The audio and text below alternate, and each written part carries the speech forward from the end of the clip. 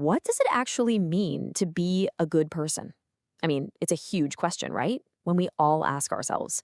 Today, we're going to explore an answer that's thousands of years old, but honestly feels more relevant than ever. We're talking about the concept of Ren, which is the absolute heart of Confucian philosophy. You know, at the core of so much philosophy, both in the East and the West, is this one fundamental question. It's not about what to believe, but how to be. And for the ancient sage Confucius, this wasn't just some theoretical puzzle. It was the central project of being human. So how are we going to unpack this powerful idea? Well, first, we'll nail down what Ren actually is. Then we'll trace it back to its roots in the family, explore its core principle of seeing yourself in others, see how it plays out in everyday life, and finally, we'll tackle a big question that Confucius kind of leaves for all of us. Okay, let's dive right in. If you want to understand Confucian ethics, you really have to start with its central virtue. It's like the sun that everything else orbits around. And that virtue is Ren. Now, it's really tough to pin down with just one English word. You'll see it translated as benevolence, humanities, or goodness, and they all get close, but none of them are quite perfect. Maybe the best way to think about Ren is as the very essence of what it means to be a complete, flourishing human being. Now, what's so cool is that the character itself holds a secret.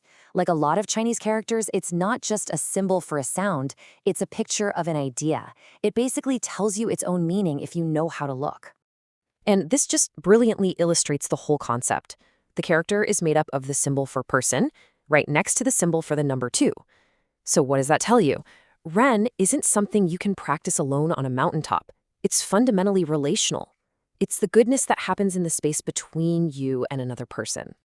So if Ren is all about our relationships, where do we even begin to practice it? For Confucius, the answer was crystal clear. You start at home. He argued that the family is the first training ground for virtue. This idea, called filial piety, which is essentially a deep, genuine respect for your parents and elders, isn't just about blind obedience. It's about cultivating real care.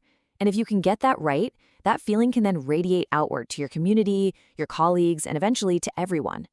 The family is the root, and Ren is the tree that grows from it. Okay, so how does this feeling of care expand beyond just your family? Well, this is where Ren becomes a really practical, guiding principle for all of our interactions. And it all comes down to a powerful mental exercise, reciprocity. You know this one, right?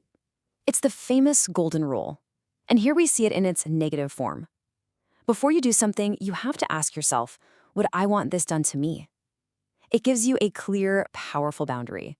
It's really the foundation of empathy. Recognizing that someone else's feelings are just as real and just as valid as your own.